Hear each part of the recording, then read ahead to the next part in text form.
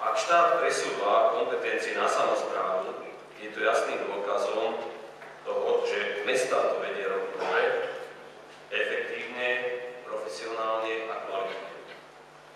Za posledné obdobie sa výrazne začali polarizovať vzťahy medzi samosprávou a štátnou správou.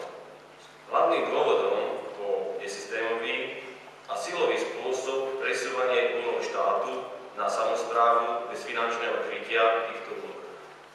Mestá a obce vnímajú šport ako spôsob, ako aktívne tráviť voľný čas, osvojovať si princípy fair play, udržiavať sociálno-spoločenské väzby a urobiť niečo pozitívne pre svoje vlastné zdravie. Samospráva je východiskou, ktoré vznikajú športové talenty, kde sa objavujú ľudia s mimoriadnym nadaním, kde sú športové aktivity sprevádzané mimoriadnym oduševnením a výraznou citovou väzbou. Musím konštatovať, že samosprávy necítia podporu zo strany rezortu školstva, ktorý gestoruje aj šport.